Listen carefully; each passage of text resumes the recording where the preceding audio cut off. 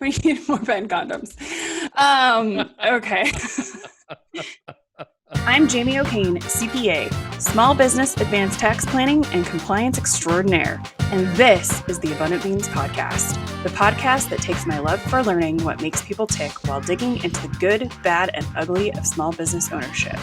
We strive to give you the insight that only those in the trenches of being and working with entrepreneurs can provide. Today, we're going to welcome to the podcast Chris Tabish.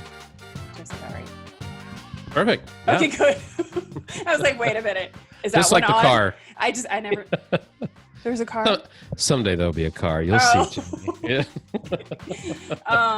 So Chris is a Silicon Valley business professional, an active stand-up comedian, obviously, and the author of the book, Comediology.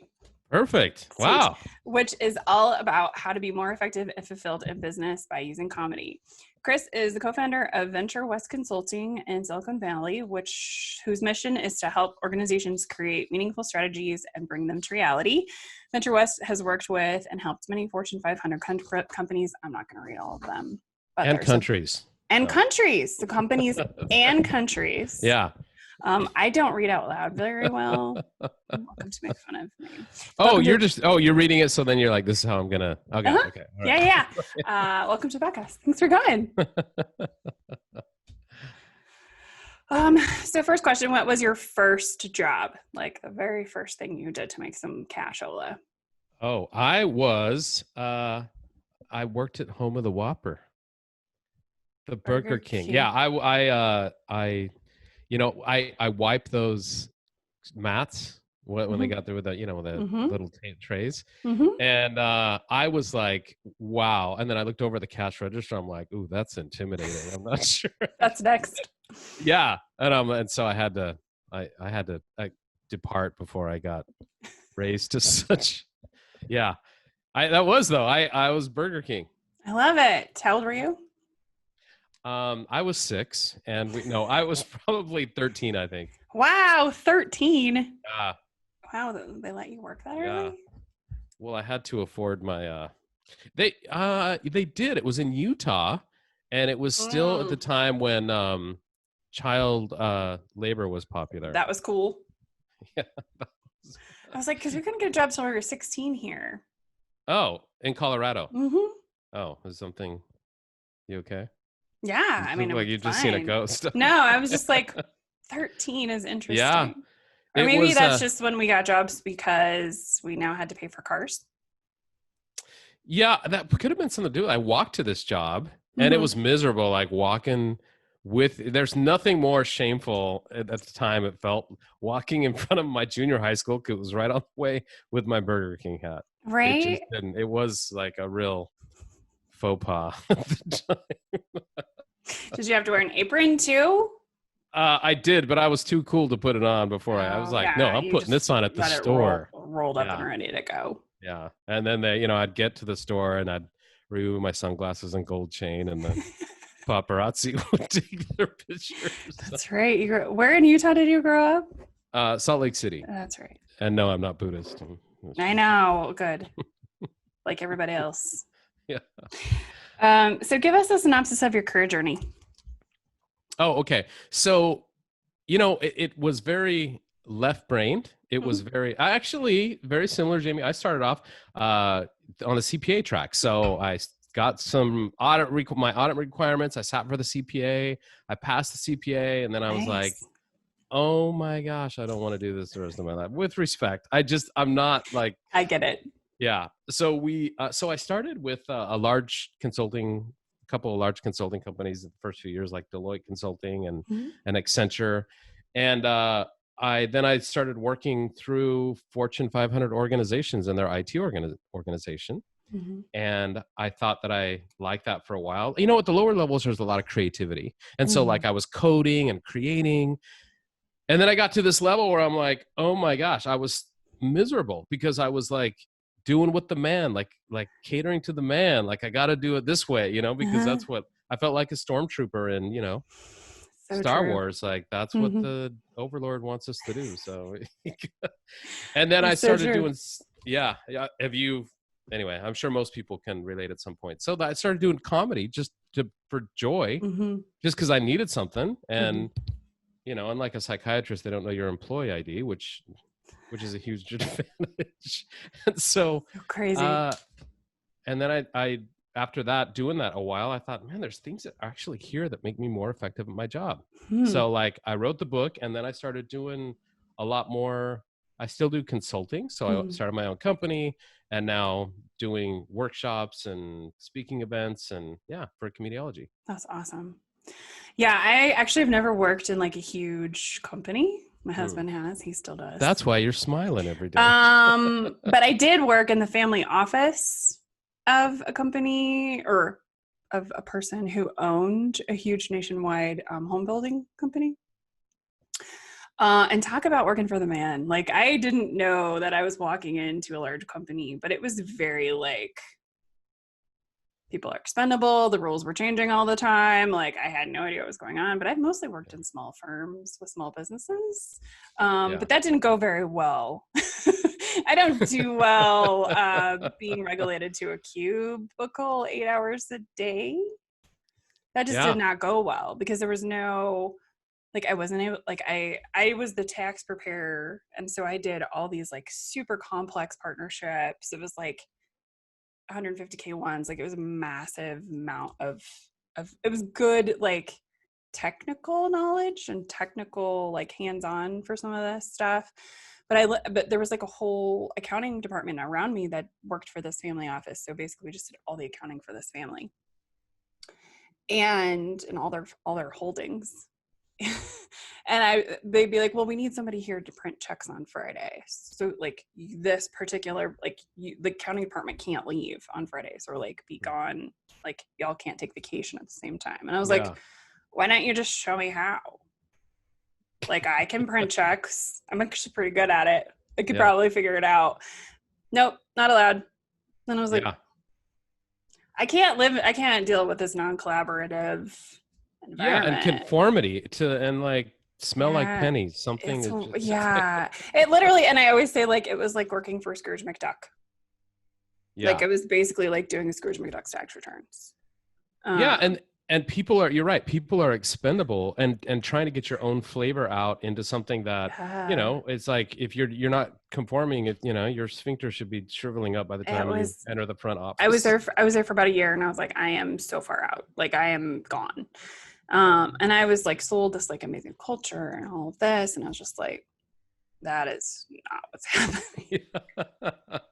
I love that when you go in to these companies and you talk with somebody and they're like, oh my gosh, the culture. And then you're just like waving. You're like, are you awake? Is this like... It was so bad. It was bad. I was gone within a year, because it was just like, they were basically like, just sit in a cube and do the tax returns. And I was like, but I'm so much more fun than that.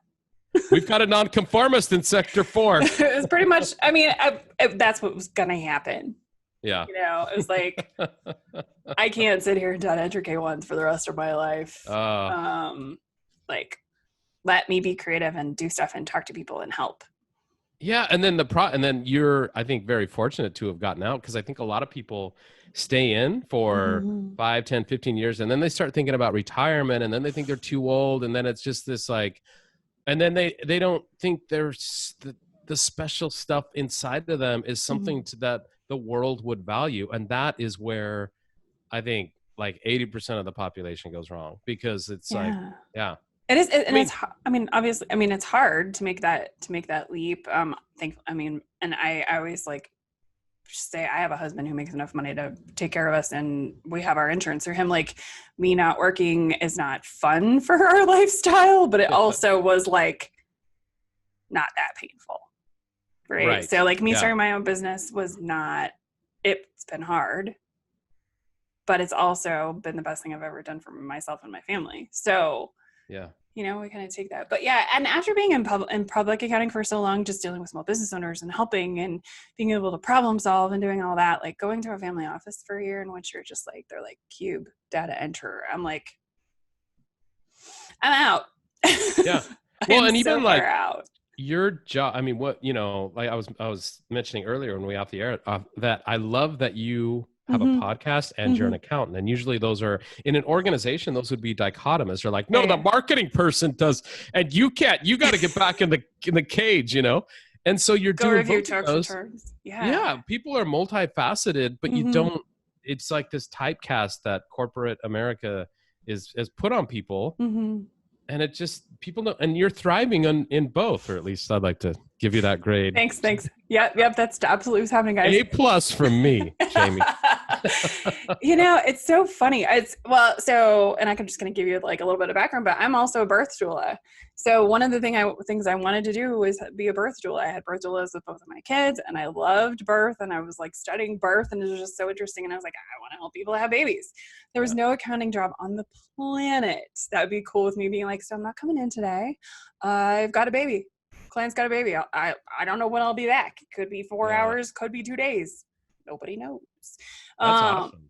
I love birth too, from what I remember of it. I'm sure you do. But it was just, people are like, that's really different. I'm like, it's really not that different. It's knowledge.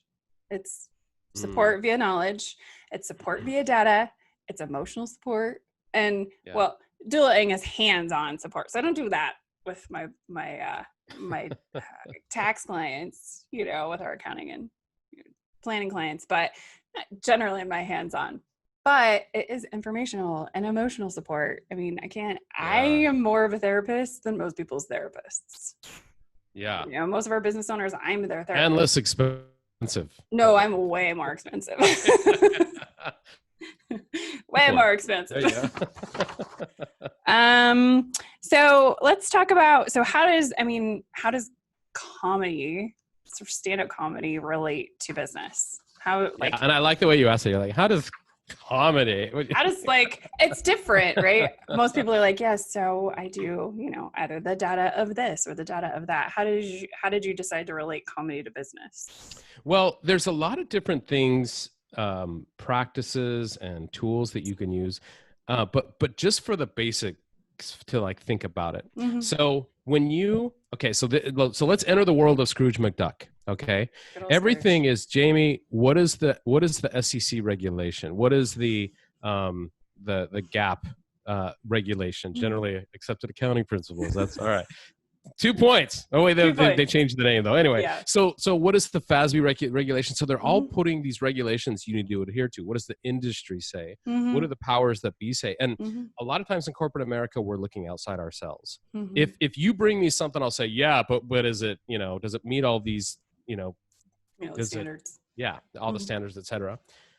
Comedy's different. And that's when I got into comedy, it was to find joy. It wasn't to come up with this combining these worlds, but comedy, if you think about the steps in comedy, the first thing it does is it forces you to have a point of view. When somebody tells you a joke, you can't look to FASB and say, was this joke funny? Was that funny? Look to the person next to you. The part with the dog and you nobody else is the authority except for you.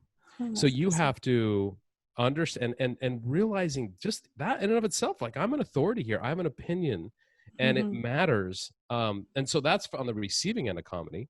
If you're the one giving the comedy, you have to think about, generate the comedy. So you have to be creative and you have to think about your ideas and how I could share them with you in a very brief and concise manner and having you get it. So influencing you. And when you think about, boy, that's business.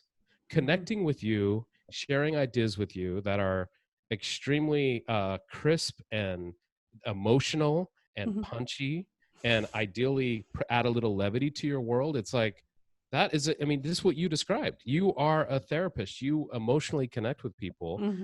Whether you call it comedy, and I say it's really the principles of comedy, but that's I think what makes you, what you were describing in your own words, successful at what you do. Yeah. It's, it's the connection with people, right? Yeah. And trying to break concepts down that a lot of people don't understand. Taxes are a whole thing. I was actually talking to somebody yesterday about their return, and they're like, well, how can we do this and how can we do that? And I was like, well, first of all, it's July 15th, so I'm not talking to you about that right now. I was like, but here's some of the basic stuff you need to understand, and then we'll come back to this. And she was like, wow, nobody's ever explained that to me. Thank you. I was just like, happy to. That's why I do what I do, because I have apparently a skill set that is odd. Oh, what? Yeah. What Yeah. do you mean odd? Oh, to The be able to understand. break, to understand or break it down. The tax stuff. Yeah. All right. And it blew her mind. She's like, oh, I need to pay taxes there. Is that what Yes. you're? I loved it though, because she was like, why are we paying so much in Colorado? I was like, because you made so much this year. I was like, but let me just walk you through the return real fast. And of course, like Colorado is like the easiest return to walk through. So I was like, thanks for asking about this one and not the federal, because they have like, literally this thing is like 300 pages. Oh, wow. But she's like, walk me through the Colorado. And I'm like, happy to. I'd love to like see like no. the real basic, like the more you make, the more you pay, just like the I was like, that number comes from this number. This is how much you paid in. Yeah. This is what you owe. She was like, oh, all right. It's just more than we've ever paid. I was like, more than you've ever made. She's like, right. True. But I bought some new shirts. Did you get that on? Did you get the Lululemon purchase? On the jewelry? Did you able to write that off? No, sure didn't. Yeah. So how do you apply? So just give me a couple principles and like how you help people apply them. Yeah. I think one of the basic ones is, so if you're like I was, like, I just kind of got not forced. I did comedy, but comedy, like coming in every week, you have to write down, think about stuff. Either you observe it or you think about it, and you have to write it down. And that's a practice that you do every day. Well, at least when I was working at corporate America, we lost the plot. You show up and you are in meeting blizzard from like the next 10 hours, and you get no time to focus on yourself. So in another context, we're kind of familiar with this. So 401k. So what do? We invest every paycheck. We invest a little bit into our 401k until the time where we're, say, 65, and all of a sudden we've got this large amount of money that we can live off for the rest of our life.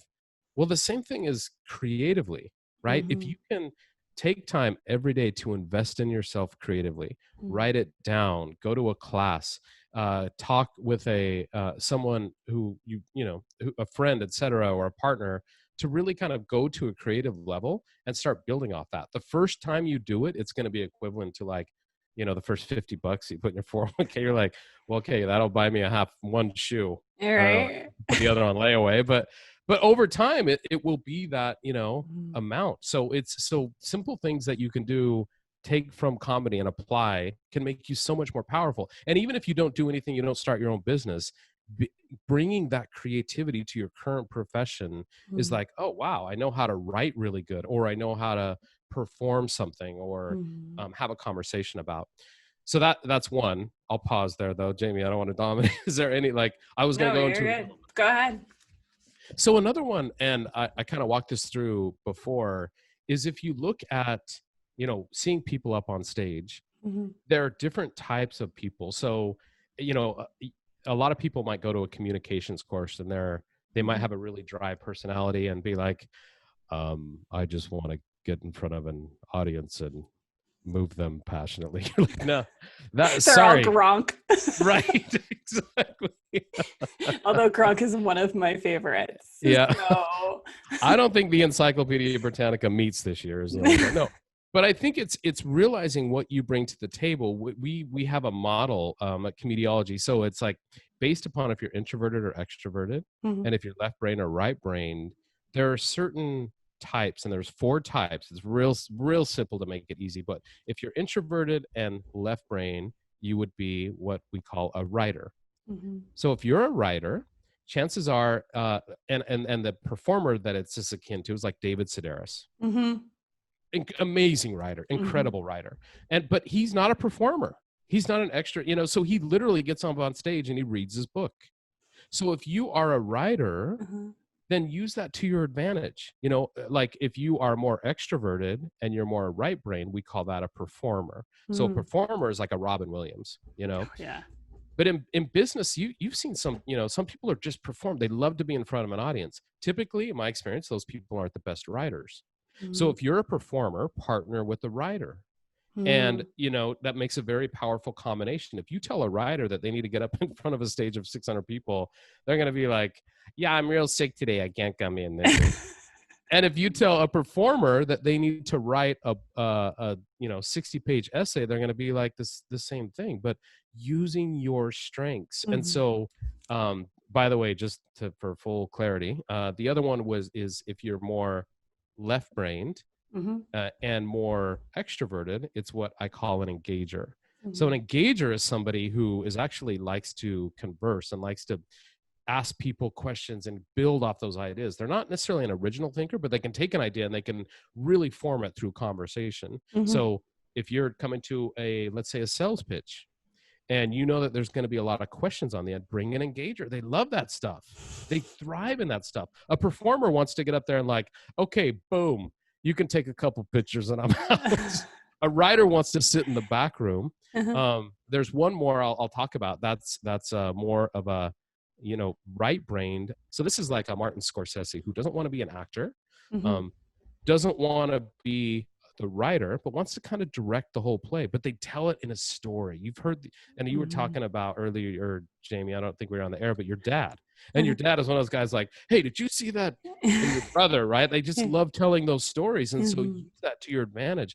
Really dive into who you are and use that. And it's not thinking of it as comedy as like a punchline funny, but it's the structure and what you can learn from the comedic platform and apply to business.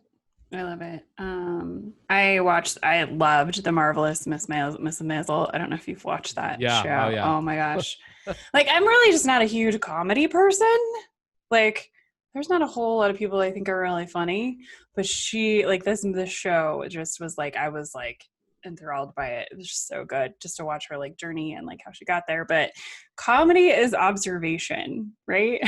Yeah. It is. Yeah. And so having that, so you were talking about like, writing down what you observe or writing down what you see or like whatever, and then applying it, like, it's really all you kind of have to do with comedy, but also in business. Well, and it's observational, but it's and even to go one step further, Jamie, I think you're spot on. It's truth telling. The reason that comedy works is because it's the truth, and the reason that you want to do business with somebody is because they tell the truth. I mean, we've all been like, oh yeah, it's gonna run anywhere from 50 to 80. What about 100? Oh, it'll run that too. You're like, no, it doesn't. That's not like, what's the truth? And when somebody tells the truth. You just like have this immediate respect.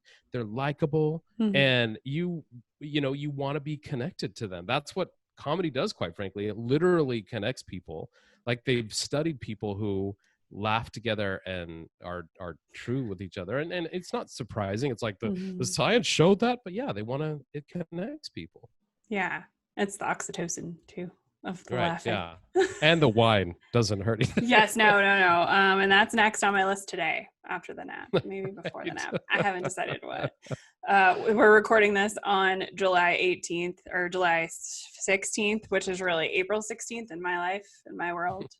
So yes, I was telling Chris, I am not 100% today. My brain has decided it's taking a break, but this is really fun. So I think, yeah. I think you're. So, going through these 4, it's so funny because, and you and I kind of talked about this, but like everybody's kind of all of these. It's kind of like, I don't know if you've seen the DISC assessments or like the Colby assessments. Everybody has a combination of these things, right? Yeah, totally. And and I think the truth is the same, by the way, of what I just described. I think people have a combination for sure. Yeah. And I think it's very interesting. I find all assessments very interesting. That's probably because I'm a writer. my dominant is probably writer. Right. And then probably engager. And after the podcast, being a writer, you're like, okay, get away from me, people. Yeah. And I'm really even like, I'm not like a writer because my life is bullet points. I will bullet point everything for everybody. But if I'm asked to write something, I will write it. And then they're just like, wow, this is great. And I'm like, okay. Yeah. I'm just putting out all the things, all the facts and data and stuff I know, but here you go. Yeah. Please. Well, and that is like, it's such an advantage to realize that. Like, one of the things that we tell writers is you'll get in a room with a performer or an engager, and you'll also often be overpowered because they're such high energy and they take over the stage. Well, that's sort of short term. Ultimately, they'll kind of, okay, it's settle down time. Yeah. And they'll look to the writer, right? So often writers are the quiet ones and they get discouraged, but over the long haul, writers can see that. They can see the arc. They can see the beginning, middle, and end of the story. So a lot of the advice that we give is just hang in there. You have vision that these other people don't have if you lean into that. Don't try to be a performer. That's not your skill set. I mean, but anyway, it's an advantage that a lot of people have that they don't think they have. That's really interesting because I can usually see the forest for the trees. Yeah. For a lot of people. Yep. Or like, you'll tell me something's going on with your business and they'll be like, here's your solution. Right? Yeah. Because I know where this is going. Yeah. Probably. And you wonder why a lot of performers end up bankrupt. Where do they go? What? I need to be on stage. Like not knowing the full plot, Right? Because they don't know what the plot is. And I think that's very true of a lot of, we talk about this all the time, but like professional athletes and things like that, because they really are performers. Right. That's right. Right. And they don't see the stuff that needs to happen on the back end. And there's strengths for everyone, which is really fascinating if you dig into, for example, a performer. And I'm part engager, part performer, but you need to physically connect with your material. So as an example, when I do stand-up, I can't just write it on the computer. I can't look at a PowerPoint. I have to physically write it with a pencil. Something about it being physical. I can't explain it, but it just it makes me that much better of a performer. And so there's certain things you can do in each area. I love it. It's very interesting, like how you guys have broken that down into, a way that kind of makes sense for people. Again, I love assessments. I'm all about it. Yeah. Because I'm also an Enneagram 1, if you know anything about Enneagrams. Is that how you and your husband met? No. Like, hey, you want to take an assessment? No, we met on. What's your name? No, we met on a intramural football field in college. Intermural? Intramural. Okay. I don't know what an intramural is. Yeah. Okay. Intramural. Did you win? We played flag football on the same team. Okay. I don't remember any of that. He does, though. He took it a couple times in the head. Yeah. He was like, I threw you a touchdown pass at one point. And I was like, no idea what you're talking about. Here's the newspaper clipping. But I know you now, so. And I'm not too satisfied with the kitchen, so go fix stuff. I love it. So how do we translate these assessments to business? So you said if you're if you're an engager, then you need a writer in your life. So if you were like building a business or it's one of those, how do we play to our strengths and who do we hire to do the other stuff? Which is what I talk to my business owners about all the time. Like, you're this, not a bookkeeper.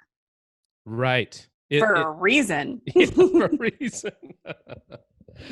Exactly. It really is like looking at in this one in particular, there's a lot of different comedy principles that can help you in business with the assessment.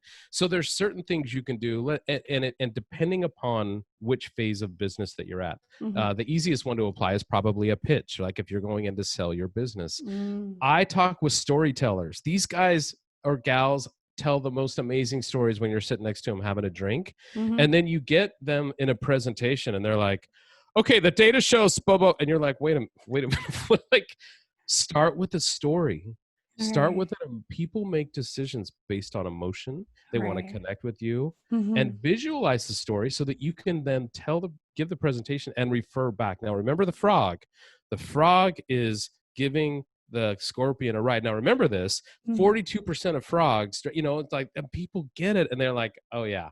And they will remember it. They can't not remember it once. So it's very powerful stuff that you can use in business. If you're a performer, for example, and using the same example in a pitch, don't just read that presentation. So when people just get up like 44, like, no, it's not exciting. Yeah. Like, and do creative ways because you're probably a very creative person in the way that you connect with people. You can do a comedic act, you can do a drama, you can just use quotes and really bring that performance home. So with any type that you are, you can definitely enhance your business. That's really interesting. So I'm more, like for a writer, like for instance, I'm always looking for data. How can we talk about data? Right? Like, here, I found these mistakes and then I found these opportunities in your tax returns. Let's talk about the data. People are just really like, what does any of that mean? Well, and the fact that you even saying I found data to a performer, it just blows their mind. Like, you can find data. That's amazing. But yeah, I mean, and that fascinates you. And a performer is not going to do that because typically, right? They just don't have the interest. And so you're gonna, well, what if we twist it like this and like this and like this? And then, holy cow, you've just nailed it. Just leaning into who you are. A great example, Jamie. Yeah. I like it. Yeah. And I mean, I really accountants. I always just say, like, we have a PR problem because people think we just sit with our pocket protectors and data entry all day. Yeah. I've had people, like even my own family, be like, well, don't people just come to you and you do their tax returns like H&R Block? And I'm like, do you know me at all? Well, no. Because that would just absolutely kill me. You're like, well, let me get dad over here. Let me tell you something about Jamie. Yeah. Where's my dad when I need him? Because I am more him, I think, a lot of the time when I'm like interacting with my clients than I am, the pocket protector accountant. There's no pocket protector here, people. I don't even know where I would get one of those. All right. So, all right, Chris. Before I ask my last question. Staples, by the way, just. Sorry. Staples, yes. Well, do they even make those anymore? Do people put pins in their pockets? What was it protecting the pocket from? That's the pen. Don't hurt the pocket. The pocket must be saved. Okay, well, I know what they're for. From the pens leaking into the pocket. Yeah, but it's like not. It's just funny. Like they call it it's not a shirt protector. It's like it's at all costs, the pocket must live on. Right. It's not a pen wrap. Right. It's a pocket protector. Pen wrap sounds a bit rated R. I know. I was like, maybe. But it's there a you go again. Maybe it's a pen condom. You're turning. I don't know. That's what I'm saying. Paging Dr. Freud. Okay. Yes. Okay. Moving on. So before I ask my last question, what is the easiest way for people to find you? So probably comediology.com. Or I'm the guy in front of their house with the binoculars. No, LinkedIn, LinkedIn, comediology.com. And yeah, I'm on the other side, but that's the easiest and most probably relevant way to find me. Yeah. Emily, my Wonder VA, will drop all those in the awesome descriptions because Wonder VA. I'm assuming that's what she does. I don't even know anymore. I handed over those. Hey, could we get another pocket protector in Sector 4, Emily? We need more pen condoms. Okay. So what is your top strategy for business owners who are looking to meaningfully change their business? What is my tax strategy? Top strategy. Comedic strategy, or whatever you do. What is the one thing that you always tell business owners that they need to be doing? I would say this. I would say lean into yourself. Like if you are, and whether you work for a large company, whether you work for a small company, it's comedy. And the good analogy is comedy is, you think it has one word. It's comedy. It must be all the same. But if you look at Robin Williams versus Sam Kinison versus whoever your favorite comedian is, it's them, and you can't replicate them. You can't. That's it. It's a very unique thing. If I try to replicate you, Jamie, it would be like, okay, so she does birthings and taxes. Hey, can I put that in the paper? Like it, but lean into that. Podcast host. And she's the podcast. How many right? podcasts/accountants/birth doulas are out there? Not very many. And she's got a great pen wrap that I might. Yes. No, but lean into that. It ultimately it will bring you joy and it will bring you profit if that's what you want it to do. But don't try to conform. Be yourself. Everyone else is already taken. I love that. A good friend I of might have mine, stole that last part, but I a liked good friend it of a lot, mine so. always used to say, "Don't be sorry, be yourself." Oh, there you go. Sorry about that. No. Yeah. Don't be sorry, be yourself. Hey, am I getting paid for this? No. No, sir, because I'm not. I do this for free. I pay to do this. I tell people all the time. Yeah, I pay to do that. Right. Because I have Just people. tell me where to send a check. Because I have people who do the editing because they're one of these things that I'm not. Yeah, right. And do they love it? They love it. Yeah. By the way, if you don't hear my voice in the final product, I totally get it. It'll just be me. Cut. Just be me talking to me. Could we get your dad in here for a couple of? Yeah, my dad's the best. My dad is the best. Well, thank you so much for your time today. Thanks, Jamie. It was a joy hanging out with you. Thank you. You're welcome. Thank you so much for listening or watching. Be sure to subscribe on YouTube, iTunes, or wherever you prefer to listen. If you learned something and found some useful information to apply to your business today, please consider giving us a thumbs up and a review. Until next week, be abundant.